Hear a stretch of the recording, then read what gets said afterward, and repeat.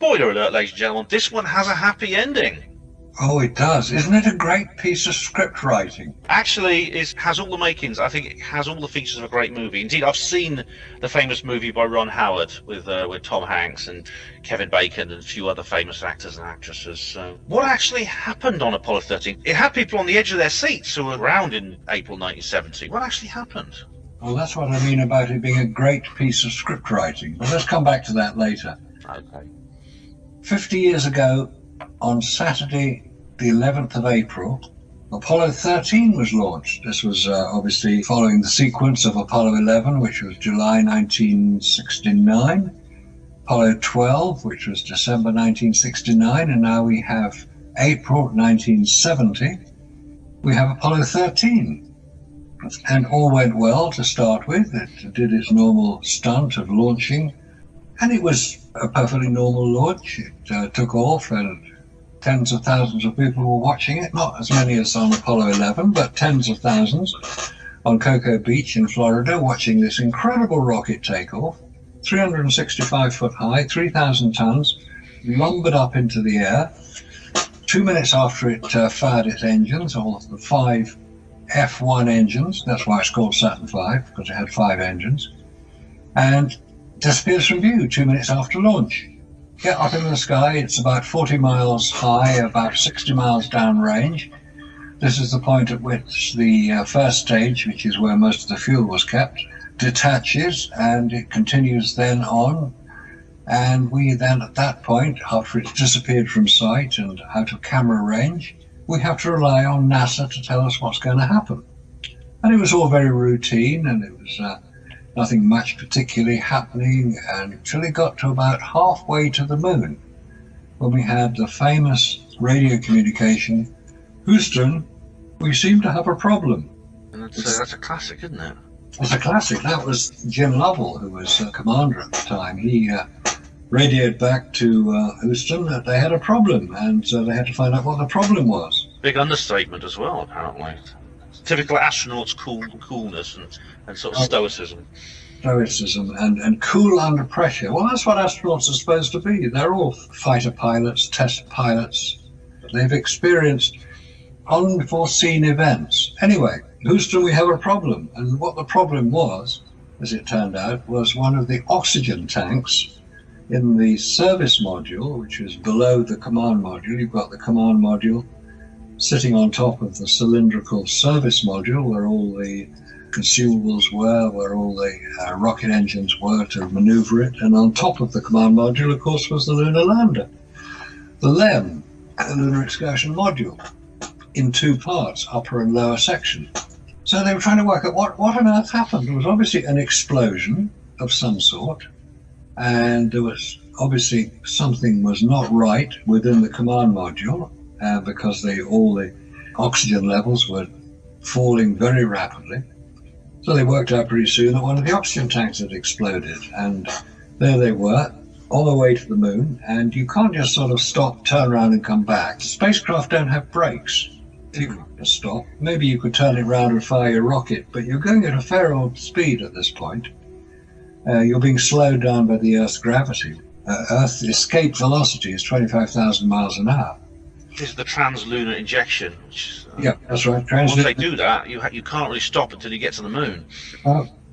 Get to the moon, and that's the only point at which you can actually not slow down. You can go around the back of the moon and use the moon's gravity to put you into a lunar orbit, if that's what you want to do. So we're halfway to the moon. Big bang. Whoops. So they hurried radio communication, hurried decisions. What do we do? Well, you've got to go on to the moon. You can't just stop and come back. You've got to go around the back of the moon and come back from there, which is what they eventually worked out they were going to have to do.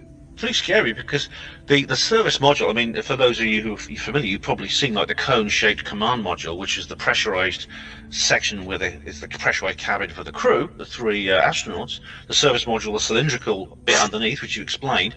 The service module contained all the water, all the oxygen, all the things needed to purify the air, which was the scrubbers, things like that. The dehumidifiers, the fuel for the rockets, everything was in that service module, apart from a small amount needed for the re-entry, which was in the command module. That's right. Which meant that they suddenly now didn't have those things because the service module actually stopped working at this point. Yes, and of course they still had to get back to Earth, which required a degree of power within the command module, because it's the command module which is going to bring them back to Earth, not the service module that's discarded and goes into orbit around the sun, burns up in the Earth's atmosphere depending on where they release it. And the only other thing remaining is the lunar lander. So what they decide to do, cut long story short, they decide that they're going to, all three of them, move into the lunar lander so they can shut down the power on the command module to save it for when they need it for re-entry into the Earth's atmosphere. So they're going to have to spend the best part of 4 days, in the lunar lander.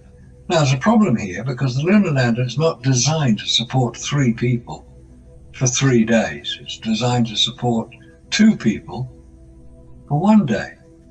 In the case of Apollo 13, it was going to support them for a much shorter period of time than they were planning on spending in it. Now, the problem with that is that when you're in a spacecraft, you're breathing out and breathing in. So there's an atmosphere within the spacecraft. There has to be pressurization. Otherwise, we're all going to get the bends and our blood will boil and it'll be very unpleasant. So we have to have a pressurization within the craft, which is fine. That was available. But in order to make sure the air that the astronauts were breathing, they had to remove the carbon dioxide, which every human breathes out, from the atmosphere. And that's done with what's called lithium dioxide scrubbers. Basically, the air is passed through this charcoal-like filter, and the lithium dioxide crystals inside it remove the carbon dioxide, and then you don't breathe it in, and so if you breathed in too much carbon dioxide, you wouldn't survive very long. Yeah, it's like they use them at my hospital, actually, in some of the machines. These crystals turn pink when they actually absorb carbon dioxide, but this chemical compound that's created takes the carbon dioxide out of the air, because, as you just said, it would kill you if you breathe too much of it. It'll actually kill you. Yeah. But there's a problem here. As we're told, they spent the best part of 4 days in the lunar lander with this scrubber, because they had to work out how to rig it up. And there was one rather major design flaw. The lithium dioxide, carbon dioxide scrubbers in the command module, because they were there as well, were not the same shape as the lithium dioxide, carbon dioxide scrubbers in the lunar lander. And one was square. So they had to work out how to ensure that the scrubbers that they removed from the command module would work in the lunar lander. So they had to fit a round peg into a square hole. It was a round hole in the lunar lander, and the scrubbers were square. But there's another problem here, which I don't have the answer to. I'll give you the problem, which is that these lithium dioxide scrubbers only last for a certain amount of time, and then they have to be recharged or replaced. If you recharge them, which you can do, you put it into a vacuum and that will remove it, or you regenerate it, or you replace it. And the proposal was that they would replace them, but they didn't have enough to replace them. They were only carrying about 3 or 4. They should have been carrying about 50 for the amount of time. So there is an anomaly here, which has never been addressed properly, that the scrubbers that were carried would not last as long as the mission. Because if you start breathing in carbon dioxide, you're going to feel very unwell very soon. And you have to heat these things up, and you have to release them out of the craft. And that's not possible basically inside a closed atmosphere, because you just release the carbon dioxide back into the atmosphere. That's a good point, because you've got to get rid of the carbon dioxide, and if you're going to regenerate the scrubber, you have to do it outside the atmosphere you're about to breathe in. So another anomaly rears its head. Did they just sort of open the window and hang it out the window until it got clean? No, of course not. They couldn't do that. We're in space, don't forget. There's a vacuum in space. There's a major discrepancy between the consumables, the oxygen and the water, and all the other things that humans need to survive, there's a discrepancy between what was known to be available and what they would have consumed within this very, very small space. The lunar lander is not really designed for anything much more than 2 people being taken down to the lunar surface. So they had 3 guys in this tiny little space. It's the same as sitting in your car. It's about the same amount of space. It's about 200 cubic feet of space, which is more or less the same as the average car. So it's like 3 people sitting in a car. There are going to be certain bodily functions that require to be done. If you're going to spend 3 or 4 days in space, you've got to eat, you've got to sleep, you've got to do all the other things. They didn't appear to have any problem because there are pictures of these 3 astronauts on Apollo 13 looking moderately comfortable in the lunar lander. And we all know the lunar lander is a very, very small craft. So we've got another anomaly here. This story is so full of anomalies, and we haven't even come to the biggest one yet. You can't help wondering about this. Now, again, I know the astronauts are very cool and everything. They were almost too cool. Now, there's a chap who's done a reconstruction of the mission using computer-generated imagery of the craft, and he's put on all the radio messages and things like that. It's in a long YouTube video. Some of the dialogue's a little bit forced. Yeah. Even the "we have a problem" thing, that is very similar to a line in the story, because it was a story created in both a book and a film at the same time, 2001: A Space Odyssey. The film was not an adaptation. Kubrick and Arthur C. Clarke came up with the story together and produced both at the same time. Yeah. But there's a scene where the computer, eventually goes crazy and kills one of the crew. He says, "We have a problem, Dave." That was 3 years before this mission. I just note the similarity. There's many similarities between that film and these missions. But the movie script metaphor is actually quite a good one, Marcus. It really is. Most people do confuse the two, the real mission and the film of the mission.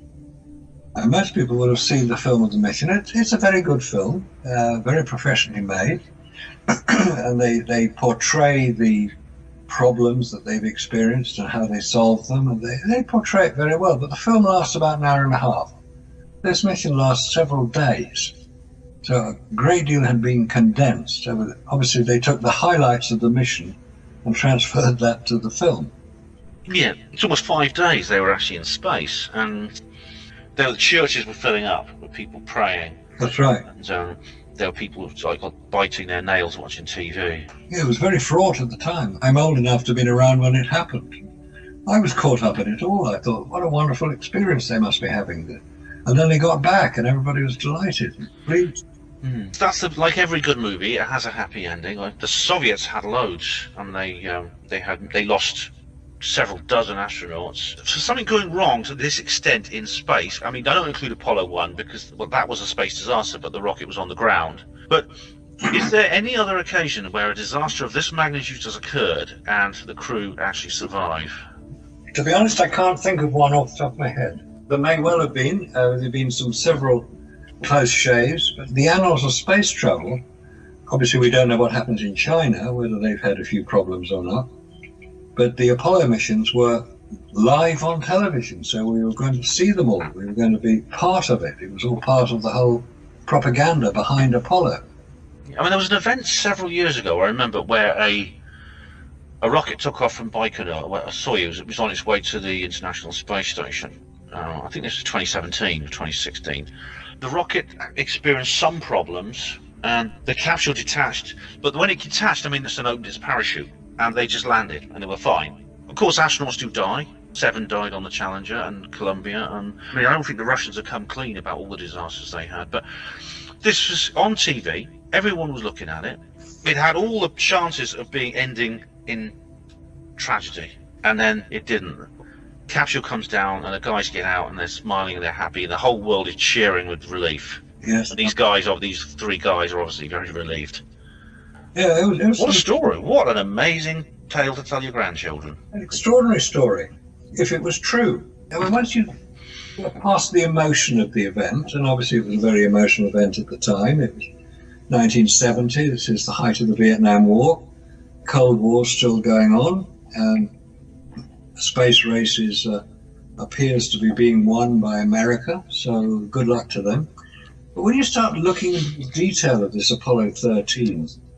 It all starts, as I said, quite normally, and then you get this oxygen tank exploding. Now, an oxygen tank exploding is not a sort of gentle puff of oxygen into the service module, because that's where it was. It's a big bang, and there's an explosion. Now, in space, Newton's first law of motion applies. An object will remain in motion unless acted upon by another force. The explosion of an oxygen tank is another force acting on this spacecraft. So why was it not thrown seriously off course? There's no record in the Apollo Lunar Surface Journal of them trying to find out where on Earth they were, how to get back on track. They could presumably look out the window and see the moon at some point, so they know roughly where they were going to be going. But if the spacecraft was traveling in a completely indeterminate direction as a result of this explosion... Yeah, it's like a mini rocket engine. But if you've got an explosion in space, an unscheduled explosion, an unscheduled maneuver off course, you've then got to get back on course. But there's no record of them having done so. That I find particularly strange. And also, even more strange is, right, this oxygen tank explodes. There's a reasonable explanation for why it happened. But how did they know it happened? NASA claimed to have done analysis on the telemetry, which I thought they'd lost, but never mind. The astronauts come back to Earth in the command module. They've jettisoned the service module. It's either burnt up in the Earth's atmosphere or it's gone into orbit around the sun. How could they inspect it? They didn't have it there. They could only take what they thought was the action. The official explanation, believe it or not, is that it was caused by a short circuit in the electrical connections to the motor driving the paddle, which agitated the oxygen, which is liquid, agitated the oxygen in the tank. That's the official explanation. And it was short-circuited by a lump of solder that had become loose. Hang on a minute. How on earth could you work that out? Yeah, I mean, there's one photograph of the Odyssey, that's the spacecraft's name. You see like a hole in there, it's a big square. It looks like actual damage as such. It just looks like what we were talking about on Neil's show the other day, where it's like someone's taken the bonnet off to have a look underneath. This was taken by someone from the command module. The only reason they could take this photograph was because the command module had separated from the service module at that time. It was going for re-entry. Apparently they were very worried at that time because that was one of the most critical parts of the mission. There must have been some kind of blast from this thing for it to have damaged the heat shield. The heat shield, which is the bit that protects the command module as it enters the Earth's atmosphere, it's an essential part of any spacecraft. All spacecraft have heat shields because spacecraft don't have brakes any more than they have steering wheels. They don't have brakes, so they can't slow down. So as they come back to Earth, traveling at the same speed they enter the Earth's atmosphere as they left it, 25,000 miles an hour, they've got to slow down because you don't want to land at 25,000 miles an hour. You wouldn't survive, obviously. So you use a heat shield to protect you as the frictional load from the atmosphere builds up and heats the heat shield, which is made of a resin-type material, which is what's called ablative, i.e. it will destroy itself and protect whatever is behind it. That's the problem they've got right now with Orion. They can't work out how on earth to protect it. So you've got to maneuver your craft. If you come in too high, if you come in at 8 degrees, you're likely to burn up. If you come in at 4 degrees, you're likely to bounce off the atmosphere and go into orbit around Earth, and it will be very difficult to get back. So you've got to come into a very precise angle. So how did they achieve this? Now, when you're moving at 25,000 miles an hour, you haven't got much time to change direction, which you can do with the service propulsion module on the craft. You do have a degree of control over it, but not the angle of re-entry. And all the Apollo craft seem to come in at the right angle. Was the service module completely and utterly foobar? Was anything working on it? Because apparently it completely broke down. But there were 2 oxygen tanks. The oxygen was used to generate electricity. They were basically part of a fuel cell. They closed the whole command module down so that they didn't have to use as much electricity because there were 2 oxygen tanks on board. They had part of one of them left. So they had enough oxygen, they calculated, to generate enough electricity to power up the command module so that it could re-enter the Earth's atmosphere. And that was done relatively soon before the actual re-entry. The actual main engine on the command module wasn't working. They had to use the lunar module engines. I mean, they've got two. They've got the descent and ascent engines.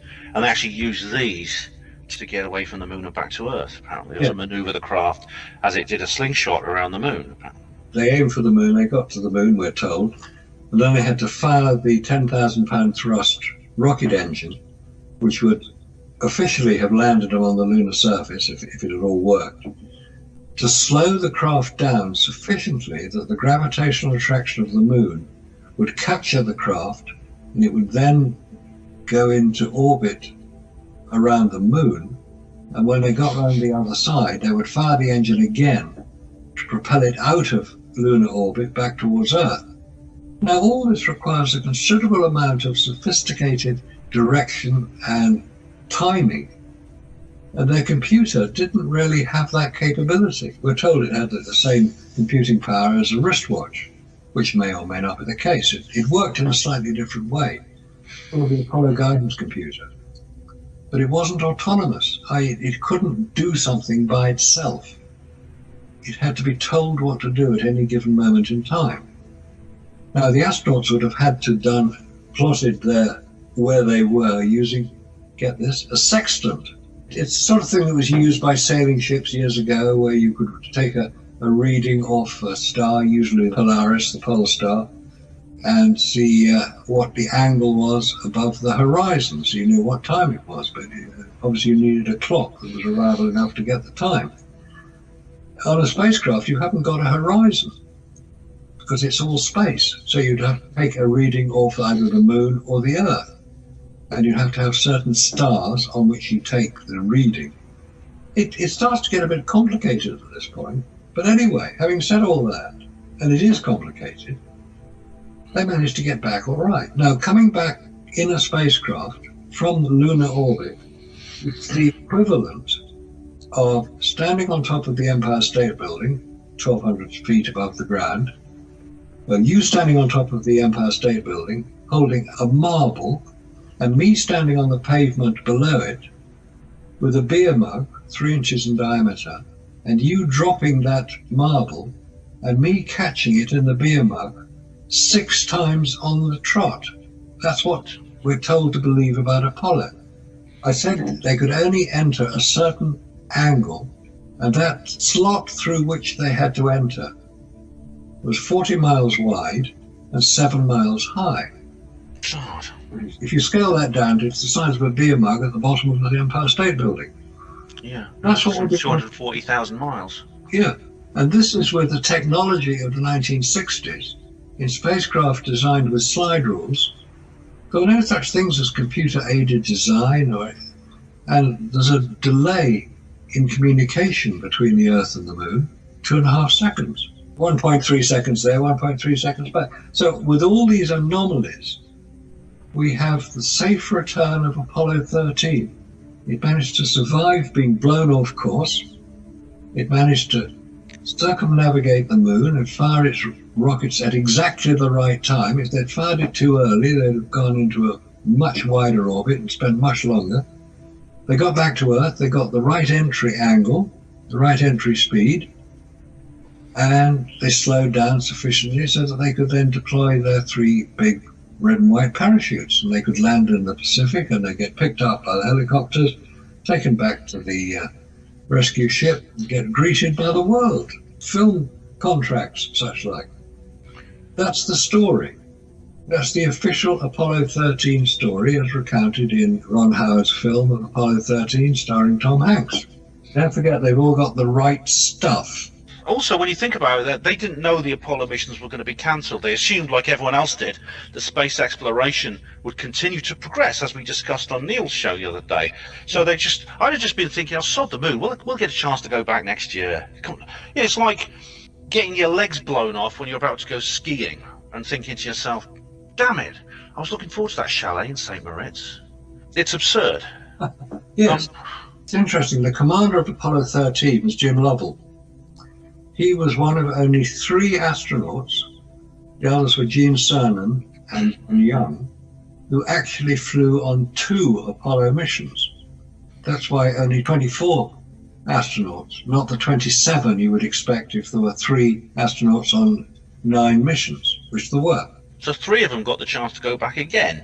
Yes, and Jim Lovell, he was on Apollo 8, which didn't land, and he was on Apollo 13, which didn't land. So he made 2 attempts to walk on the moon and failed.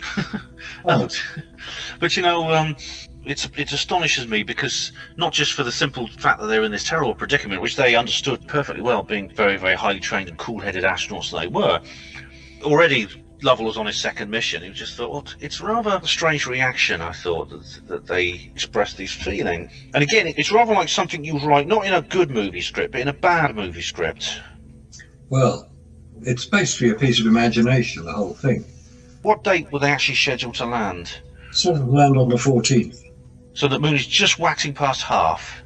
That's right, yeah. And they were going to be landing at a place called Frau Moreau, which is just to the left of centre. Well, left of centre is basically virtually on the Terminator. Exactly. Now, all Apollo spacecraft landed close to the Terminator because the shadows would be longer, which would make better photographs, and they were always landing with the sun behind them. So if they overshot, they'd be in trouble because they couldn't see where they were going to land, because there isn't much ambient light on the moon. It's either light or it's dark. Despite people claiming that the lunar surface has a special reflective property. Oh, yes. Because it reflects light, you can see the damn thing. Look out the window. There's the moon. It reflects light. It's sunlight it's reflecting. But the moon is orbiting the Earth. It's also rotating on its own axis, or revolving on its own axis. So it's a fairly complex dance that is going on all the time. What would actually be the situation? Would it be complete darkness, or would it be just past the Terminator? To be fair, I haven't seen the actual calculation. It was done, I think it was Celestron, which is an astronomy software that you can use. You can put any dates and times of any planet into it and see exactly where you are. And that was how it was calculated. The landing site would have been in darkness. It's actually sort of quite considerably to the southwest of the centre. I think, based on what I've seen on this particular database, it would have been over the Terminator. Just so you can see, actually, on this, just Google Frau Moreau, and It's got like a spot which shows you where it is. It's actually not near the centre. It's about halfway, I'd say, to the southwestern limb of the moon, which would put it in darkness. You can't land in darkness. No, you can't, because you haven't got headlights on. You know, the old joke, if you're travelling at the speed of light and you turn your headlights on, what happens? I think the light just doesn't go anywhere because it has to be the same speed. Well, something like that. It's one of those questions that everybody asks but nobody quite got the answer to. There's another side to this whole Apollo 13 thing. You've made a very good point that it's worked very well. Everybody was happy. They all landed successfully and they all got out and everybody cheered. It started off with a disaster and it ended up with a triumph, which is why I say, was it real? Was the whole thing completely fabricated? Because there is another story to Apollo 13, which is not often told, not often known about. But let's just cover a few of the details. We said that Apollo 13 launched on Saturday, April the 11th, 1970. Yes. And any Apollo craft being launched from Florida, where they were, would follow more or less an equatorial orbit, despite people claiming that it went into polar orbit. Let's say an equatorial orbit. And most of the Apollo astronauts would look out for a feature in Africa. And that feature was known as the Eye of Africa, or more correctly, the Richat structure, R-I-C-H-A-T. Yeah. It's a very evident physical structure in Mauritania, which looks like an eye. It's about 20 kilometers in diameter. It's large enough to be seen from space. And astronauts would watch out for it because they knew they'd be flying close to it, so they knew they were on the right course. It's concentric circles. I mean, it looks artificial, quite frankly. It's been claimed to be the site of Atlantis because it is very close to the description given by Plato for what Atlantis looked like, 3 concentric circles. And it's a very, very hard place to reach. I've only ever seen one film of anybody who's actually got to that Rishat structure. Yeah, it's right in the middle of the Sahara Desert, which is very difficult to get to, of course. And of course, Mauritania is not exactly known for its security either. It's full of people who will attack you. Yeah, that's right. Which is why the famous Paris-Dakar rally had to be moved to South America, because they couldn't guarantee the security for the cars going through Mauritania. You see this, you know you're on the right course. It's a very distinctive object. You could see it from space, but it's near the equator, which means sort of slightly north near the tropics. That's right. So you'd be able to see it if you're on an equatorial course. It wouldn't be below the horizon. It's something that the astronauts would look out for. So that is the course that most of the Apollo rockets would take. And they would watch out for this, and they would know they're on the right course. However, now we come to the other side of the story. On April the 12th, 1970, in the Bay of Biscay, which is further north from Mauritania, obviously, it's in Europe, about 400 miles off the coast of Spain, because the Bay of Biscay is bounded by France on the east side, Spain on the south. 400 miles north of Spain, there were Russian naval exercises taking place. There were a lot of Russian ships in the area. It was known that this was happening. This was not an unknown event. But one of those Russian ships recovered from the Atlantic Ocean an Apollo command module. They hoisted it on board their ship, fishing boat it was, which is a euphemism for a spy ship, and it was taken from the Bay of Biscay by a rather circuitous route up to Murmansk, which was the naval base that would operate the Soviet Navy as it was then if it was in the Atlantic, Murmansk being north of Norway on the Russian coast, next to Finland and Norway.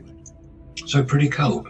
6 months later, September the 4th, a US Coast Guard cutter called the South Wind arrived at Murmansk for a 3-day rest and recreation visit.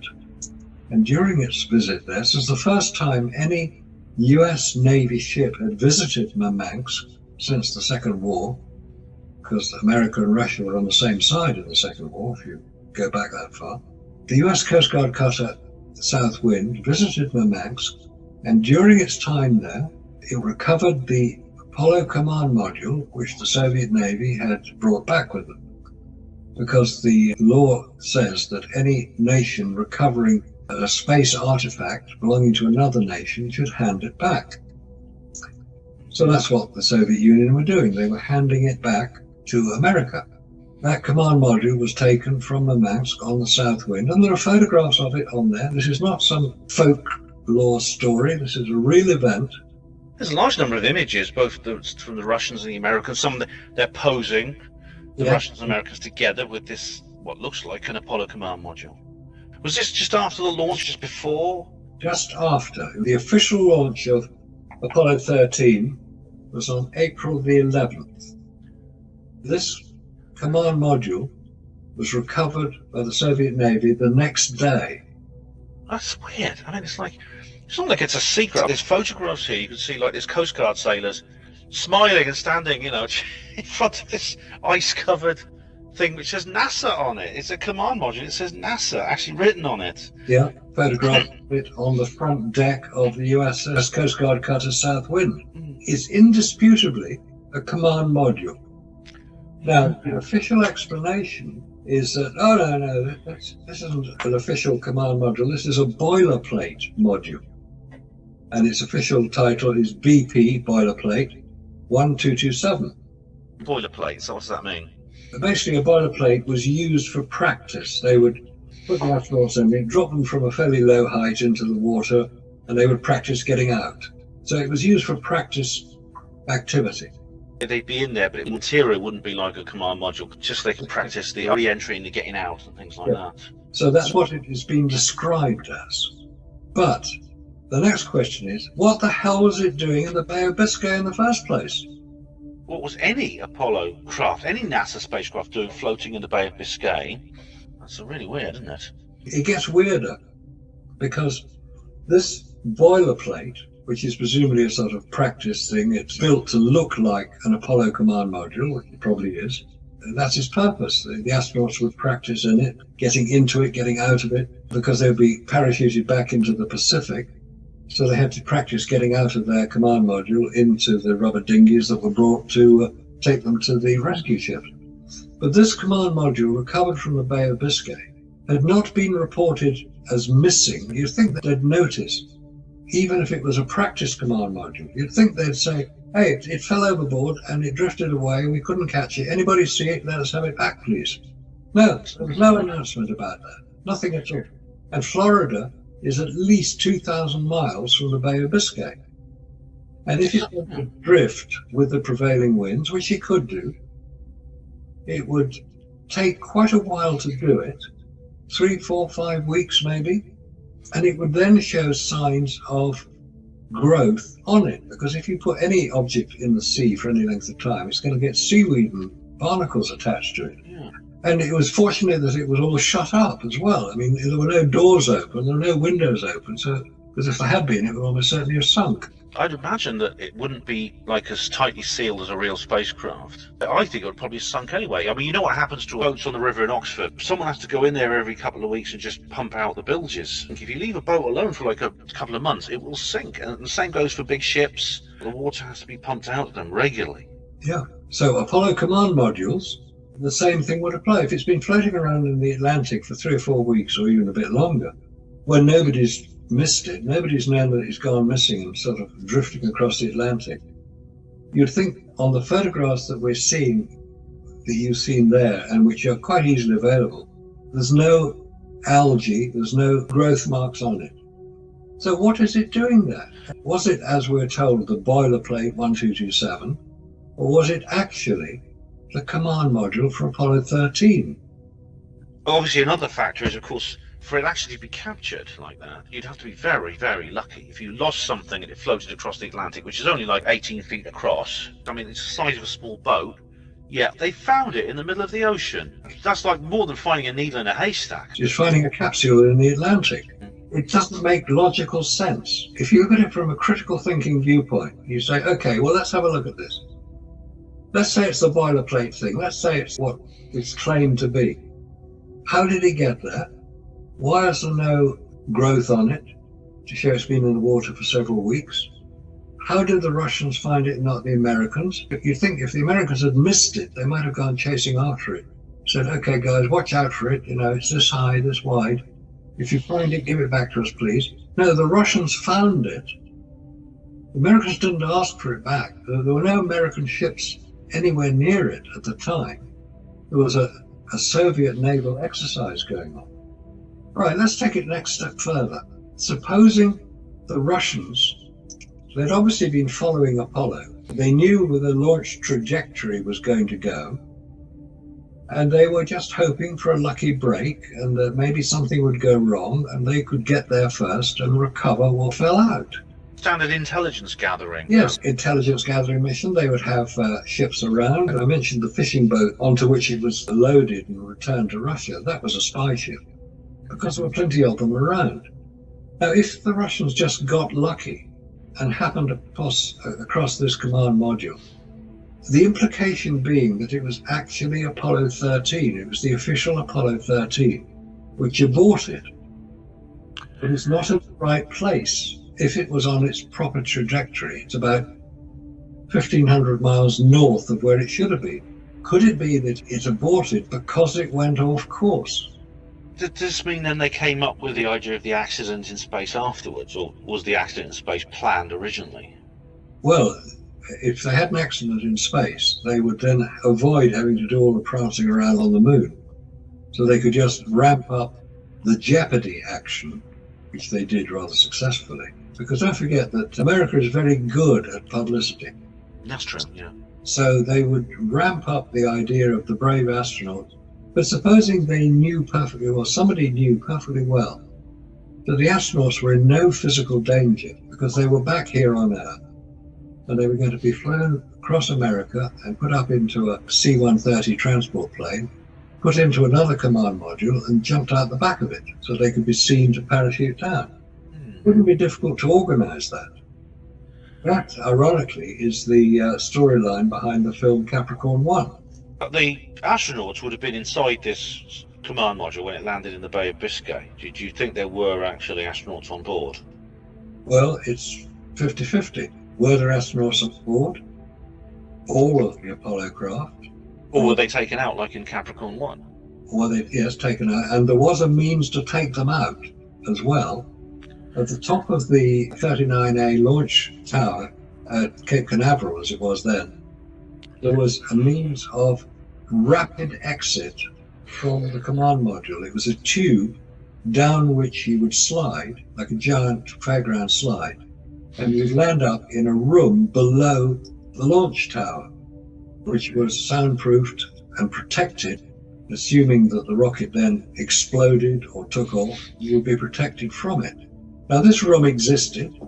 Anybody who's followed it closely will have seen the film of James Burke actually coming down the slide and coming into the security room below the launch pad. Now, I don't know, because I don't have any evidence that it happened, but if you look at it from a point of view of probabilities, could an astronaut have gone up as if to get onto the command module, not got into the command module, come down the escape chute, where nobody would have seen them because it would be just before the launch, be able to be secreted away 24 hours later when all the interest in what was going on because the rocket had gone and gone elsewhere. All right, it gets into the realm of fantasy and science fiction at this point, but these are things which are possible. It's not to say that they're an impossible scenario, because this command module was certainly recovered from the Bay of Biscay. You've got the photographs there, you've seen what it looks like. Yeah. It's the size of a command module, Apollo command module. Yeah. I don't think it's possible to resolve this, but obviously this is suspicious. There's an odd coincidence that these things happened at the same time. And when coincidences become mathematically impossible, because you've got to have so many stacked up one on top of the other, you then start looking for other explanations. Yeah. I mentioned that this command module, which was recovered from the Atlantic by the Russians, is on display. You can go and see it today. It's at Grand Rapids in Michigan. It's on display outside. There's one problem, though. You can't see inside it. It's sealed until 2076. Oh, that's a long time to wait. So it's like a little time capsule. Yes, so we don't know whether it is the real command module, because the official display of the Apollo 13 command module is in Kansas. I'm not recommending this, by the way, listeners, but I'd be sorely tempted to see if I could sneak in after closing time and just take a little peek. An interesting exercise, because then you could measure the one thing that nobody's actually got the answer to yet: the diameter of the tunnel through which astronauts had to move between the command module when they got into the lunar lander. It appears to be too small to move an astronaut wearing a spacesuit, which means that he got into his spacesuit inside the lunar lander. How did he do it? Any film of an astronaut being kitted out in his spacesuit, it takes two other assistants to help him into it. Well, when James Burke put one on, in the documentary he did about Apollo, it took two of them to get it off him. But I mean, I suppose the point I want to make is that if you sneak in and take a look when no one's watching, and you see what you see inside is actually a real command module, not a boilerplate one, I don't know how they'd explain that. They probably said, oh, we did use a real one instead of the boilerplate or something like that.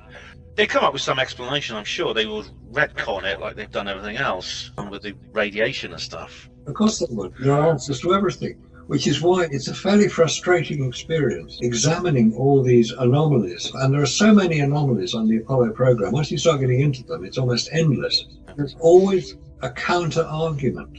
And it's, oh, no, obviously you don't understand about this, you don't understand about that. No, actually, I do understand about a great deal of this. And just to go back to some of the things we were discussing earlier, not today, but earlier in the Apollo Detective series, talking about the effect of a hard vacuum on photographic film. Oh, that's a new piece of research that you've done. So tell the listeners about that. Photographic film cannot survive in a hard vacuum, i.e. the level of vacuum that exists certainly on the lunar surface and usually around the International Space Station. Photographic film, I'm not talking about digital here, I'm talking about photographic film. That was what was used to take all the photographs we've seen of the Apollo missions. Photographic film, used in the Hasselblad cameras, still cameras, and the Mara data acquisition cameras mounted inside the lunar lander to photograph the astronauts allegedly prancing around on the lunar surface. Photographic film is made of a plastic backing coated with light-sensitive emulsion, i.e. chemical. If that is in a vacuum, the emulsion will outgas. Now, in very simple terms, that means that the vacuum is so powerful, it will suck out from the chemical of the emulsion, initially the lighter elements, the hydrogens. Basically, it will destroy the film, and you cannot record using photographic film in a vacuum. So how do you get around this? Because there were two spacecraft. One was the lunar orbiter, not to be confused with the lunar reconnaissance orbiter. The lunar orbiter was launched to photograph potential landing sites for Apollo in 1966. And the other one was the Hexagon spy satellite, launched in 1971. Both of those two craft used photographic film to record the images. And in order to ensure the survival of the photographic film, they were housed within a pressurized container inside the spacecraft. It's shown on the schematics of the lunar orbiter. You can see where the hydrogen canister, which provides the pressurization, is, and the extent of the airtight container in which the film is kept. The Hexagon spy satellite, which is quite a lot bigger, 60 foot long, had a pressurized container, 30 miles of photographic film that was contained in it, 155,000 feet of film, and the camera and the buckets on which the film was dropped from the spacecraft to be caught by a fishing net being trailed behind an aircraft. Absolutely true. So photographic film has to be kept in a pressurized environment. Not a very big pressure, about 1 pound per square inch will do, but it must be pressurized.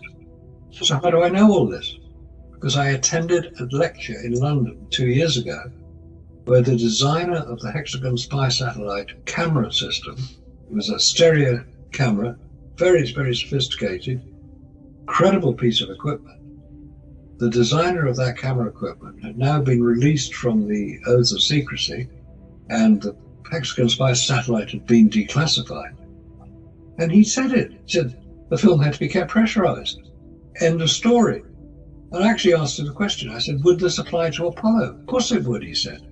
Film doesn't work in a vacuum. It has to be pressurized. You've actually proved this with an experiment, haven't you? We have, yes. Over in Canada with Scott Henderson and his mate Bob Williams, Bob went out and bought a vacuum chamber, commercial vacuum chamber, and bought the film similar to, if not identical to, the film used on Apollo, the S-Star-based Kodak Ektachrome film, and did various tests with it. It's well known that Apollo 17, there were 3 EVAs, so the astronauts would get out of the lunar lander, walk around, take photographs, get back in, repressurize the lunar lander. A few hours later, they'd go through the same rigmarole again. They did it 3 times. It's a 3 times pressurization, depressurization. And Bob Williams recreated that over a 72-hour period, 3 days. And the film was damaged. He had a control film, which he took photographs of, and he then took the film that was in the vacuum chamber, put it in the camera, and took an identical subject matter and developed both films as per instruction. And you can see very clearly that the color balance of the film that was taken from the vacuum chamber is completely shot. It doesn't record the colors which the control film will show. The blue of the sky, green of the grass, all the color balance is gone. And there's an article on the Alice website called Apollo Film Subjected to a Vacuum. There's a distinct difference in quality. The ones with the vacuum on the right of this column, you can see the colours almost drained out of it. You can. On the one on the left, which is just a normal film, it's the colours all there, it's normal. But on the one on the right, taking pictures of the same things, Yep. colour's gone. It's like, but of course, if you look at the Apollo record, the films are perfect. They're perfectly fine. Yes. But, Yeah. they look great. I mean, they were on the front cover of Time. They're some of the most famous photographs ever taken. Yes. Well, most of them are colour images. Well, certainly the ones we see reproduced in magazines are the colour images. And the colours are what you'd expect them to be. The American flag, which is red, white, and blue as well. All the colours on the American flag, which appears in quite a few of the pictures, are perfectly normal. It's what you'd expect. The vacuum on the lunar surface is severe. We're talking hard vacuum. It's a harder vacuum than can ever be reproduced here on Earth.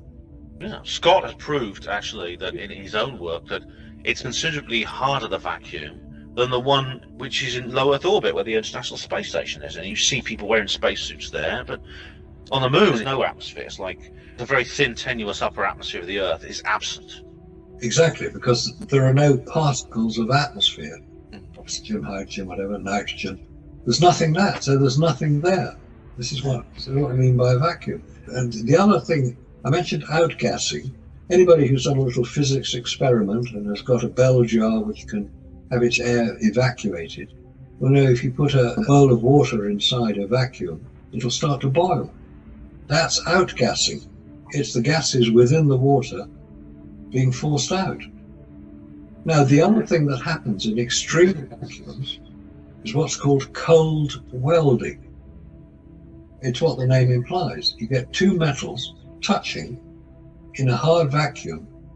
They will literally weld each other together, or they will be welded.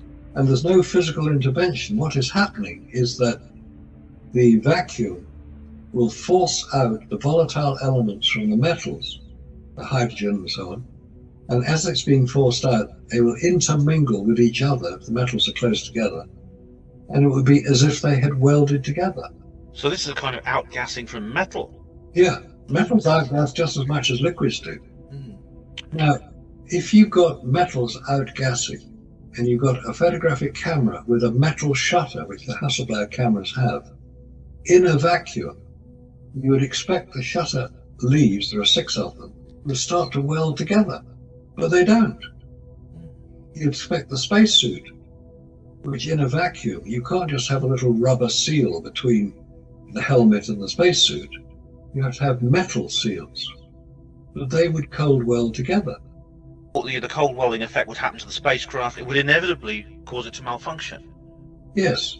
Now, obviously, there are ways in which you can prevent that, because spacecraft have been sent to the moon regularly. The first one was 1959 when the Russians did it. The Chinese have done it, the Indians have done it, the Japanese have done it, the Russians have done it, the Americans have done it. So unmanned spacecraft can be protected. There are things that you could do. Basically, it's putting on a form of Teflon coating onto the metal so it doesn't outgas. Ironically, Teflon will outgas itself, but it will protect the metal underneath it. So there are spacecraft in this hard vacuum, but they're all unmanned. This is the difference. These are spacecraft designed specifically for the conditions. Now, I went on a tour of a company near Guildford that makes satellites. And I asked them, I said, what precautions do you take against vacuum in space? And they said, well, we've got a test chamber, and we know what we have to do to protect the metals. We know what we have to do to protect the electronics from radiation in space. And it's basically called hardening. And they're using forms of insulation. Gold foil is quite a good form of insulation, but they use lead and uranium, which are very solid metals. But these are unmanned spacecraft, and they can be designed and constructed in such a way that they can survive the dangers and the problems of space. But when you start putting humans into space, that is where you get the real problem. Because us humans, we're very delicate little creatures. Oh, yeah. We have to take our pressurized atmosphere with us. We have to take all our food and drink with us, and we have to be able to get rid of the excrement that we might produce, so they have large nappies. Yeah. So humans have to be protected in ways which are yet to be discovered. Was there any protection against cold welding actually on anything that went up with the Apollo missions? Not that I've ever been able to find out. There's even a mention of it. That is an odd thing, isn't it?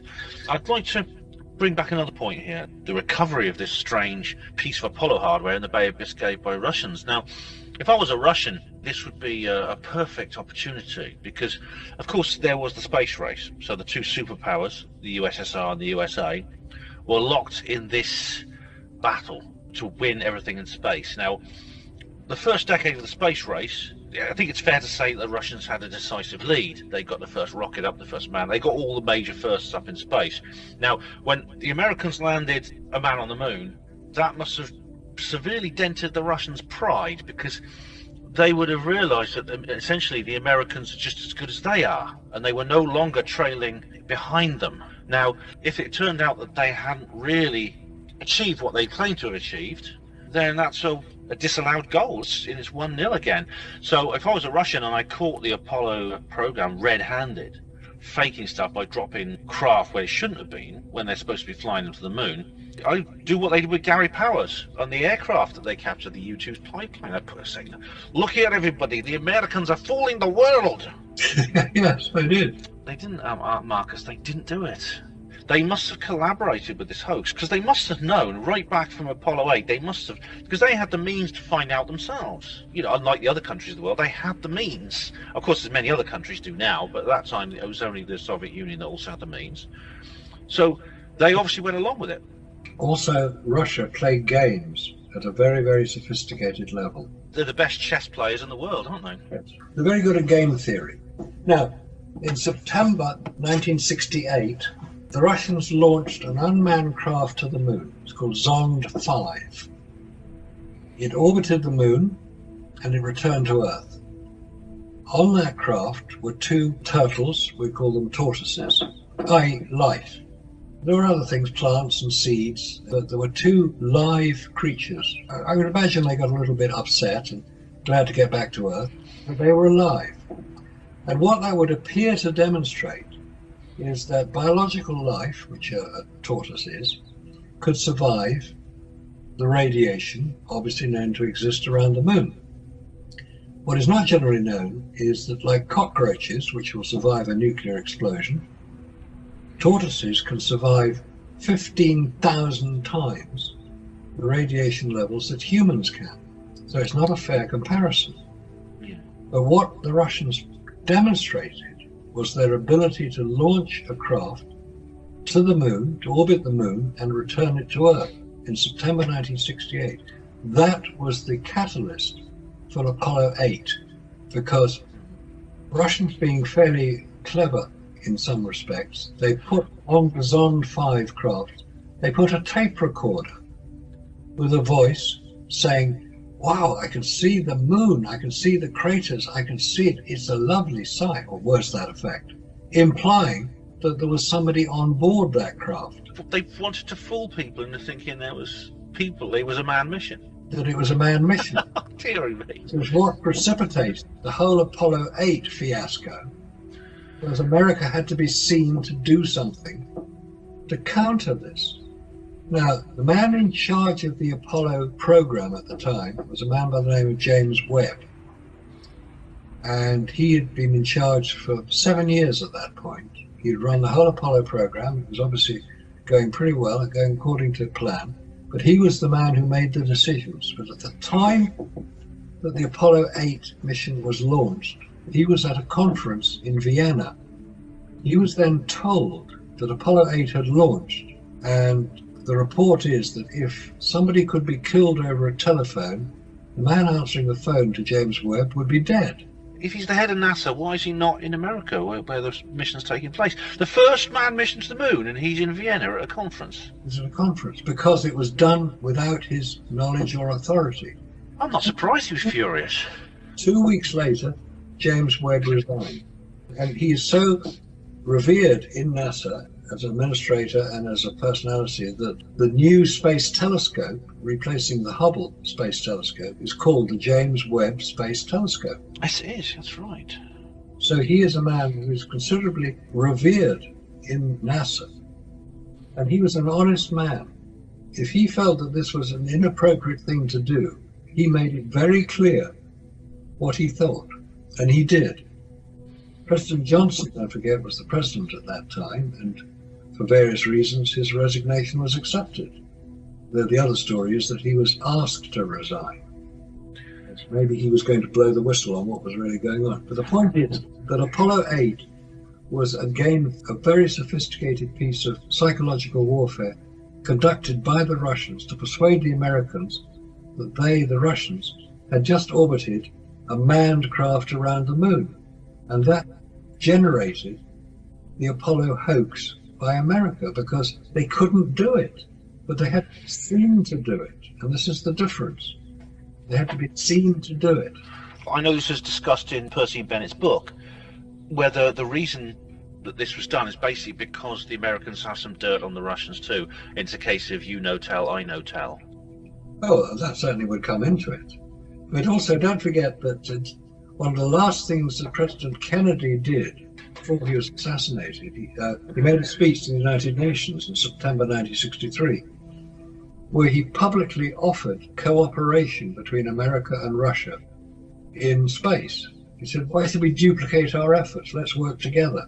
And maybe he wasn't the most sophisticated scientist. He was a politician. He could see that spending these vast sums of money on the Apollo program, because it was getting more and more expensive, it would be much better to do as the title of that book, which interesting excerpt from, For All Mankind, the Apollo 11 plaque, which says we came in peace for all mankind. If Kennedy was prepared to offer cooperation to the Russians in 1963, he was obviously fully aware that this was a bigger problem than anybody had come up with. Now, at that point, Khrushchev was the General Secretary of the Communist Party at the time, President of Russia. He refused the offer. And the reason for that is that he did not believe that America could land a man on the moon, and he wanted to force them to fail. Incredible, because I mean, Kennedy must have been a bit haunted by the speech he gave in '61, the State of the Union address, which was just after Yuri Gagarin had gone up. And everyone was absolutely aghast at how America had fallen behind so far. Because once you get the first rocket up and you get the first man in space, you get the first astronaut, where else do you go from there? And the answer is, in terms of manned spaceflight by the technology at the time, and indeed the technology that's publicly available now, it is literally a landing on the moon and astronauts on the moon. That is the only place to go. After that, because it's literally like the two poles of the Earth, it's like a finite thing, because once you've got the moon done, then the next is Mars, which is like 100 times more difficult. So it's the moon or nothing. And so Kennedy had to say this. He had to say, we're going to land the man on the moon and return him safely to Earth. Which was a very dramatic speech, and at that point, the only American who had been into space was Alan Shepard, and he'd only gone up and come back down again. He hadn't even gone into orbit. The first American to orbit was John Glenn in 1962. So they were playing catch-up all the time. But they knew perfectly well that there were major problems of traveling in space, not least of which is the problem of radiation. Now, at that time, Russia didn't have the deep space tracking network that America set up. And they were using the Jodrell Bank radio telescope near Manchester. The director of the Jodrell Bank telescope at the time was Sir Bernard Lovell, as he became, and he was cooperating with the Russians to track their craft with the full knowledge of the British and American governments, and nothing secret about any of it. Bernard Lovell went to Russia several times, and one of the questions he asked was, when are you going to land a man on the moon? Because they'd got the rocket, they developed the rocket, it's called the N1 rocket. They developed the craft to take cosmonauts to the moon, which is a circular craft, and he asked the Soviets, when are you going to land a man on the moon? And they said, when we can ensure his safe return due to the dangers of radiation. So the Russians were fully aware that radiation was a major problem of sending humans. Humans need to be protected as well. How do you protect humans? This was only discussed in relation to the Apollo mission many years after the Apollo missions had ended, when people like us started asking these questions. Exactly. Now, going back to Apollo 13, so if everything to do with the Apollo missions was a charade. It was just done for publicity's sake. Was the incredible thrill, that is the incredible fear and worry and then relief and elation of Apollo 13, part of this big narrative? Yes, it would all have been planned carefully in advance. There are sophisticated thinkers in America who would be able to work all this out. They would work out what could happen, what should happen, what might happen, and what we do if it does. Every contingency would have been taken into account. And also, America are very good at visual publicity. It's called Hollywood. I'm not saying that Hollywood got behind it, but they may well have been able to provide considerable amount of technical advice. I mean, just as an example, there was a recent film about Apollo 11. It was part of the 50th anniversary of it, and it was a film of Apollo 11. And you see this magnificent shot of the Apollo 11 rocket taking off in this film. And you think, oh, maybe they got some film from the official launch. No, they didn't. They built a 14-foot high rocket on a stage set and launched it. The whole thing was faked. If you've seen the film about Neil Armstrong, the film is called First Man. In that film, we see him flying in the X-15 plane. We see him flying in the Gemini spacecraft. And when you see the film set on which that Gemini spacecraft is constructed and created, it's a film set. It's a sound stage. On film, it looks very, very persuasive. You think, how did they get such magnificent shots of the Gemini craft? Gemini 10, when Neil Armstrong was flying and he had to control the craft when one of the thrusters stuck open. He was a very brave pilot. But it is certainly not beyond the realms of possibility that the whole thing was created, not by Stanley Kubrick, before anybody says so. Stanley Kubrick was busy getting 2001: A Space Odyssey released. But it didn't need a film director, it needed the special effects people to contribute to it. And that is what we see. We see the special effects of sophisticated Hollywood techniques. Well, it certainly made Apollo 14 more exciting, didn't it? And indeed 15, 16 and 17. Because I suppose once people realise more perhaps of the danger. Yes, could well have been. But also, don't forget, on Apollo 15, 16 and 17, they took their little buggy with them, didn't they? That's right, these were much more ambitious missions. And, this would be good to get you back another time, Marcus, and perhaps we could go into that in more detail. But right now, we've come to the end of this particular programme, and it's been great having you on the show again. Well, thank you, Ben. Really appreciate coming on. It's good to explain, because you asked such good questions. But you have several websites you want to talk about before we go. One is owlist.com, and you have contributed to that quite a lot. Yeah, owlist.com. It's probably the foremost site on the internet, on the web. It's been going for over 25 years.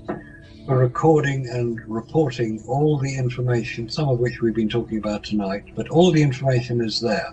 If you want to see what the Russians think about many of the Apollo subjects, the site has translated articles from Russian filmmakers, Russian physicists, Russian scientists who've looked at the Apollo record. Now they have access to the official Apollo record on the internet. They can see it, compare it to what they know happened in the Soviet Union, and the answers they give will surprise you. The Russians have deconstructed a lot of the Apollo. If you're new to this and you're curious, you'll be there all day, honestly. And anybody just wants photographs, there's a section on there by Jack White, who was a photo analyst, and the information is, there are hundreds of photographs that he's examined and looked at and questioned. Check it out, it's worth going. And the other one, if anybody wants to send me an email, make a comment, just go on to owlist.com and go to the contact section and send me an email to be forwarded to me. Also go on to nexusmagazine.com, the world's premier alternative news magazine. Go onto the website, nexusmagazine.com. Go to the contact section, you can send me an email there, I will receive it. So Marcus, thanks very much once again for being a guest on the Hapanwo show on Hapanwo Radio. I'm sure we'll get back together very soon.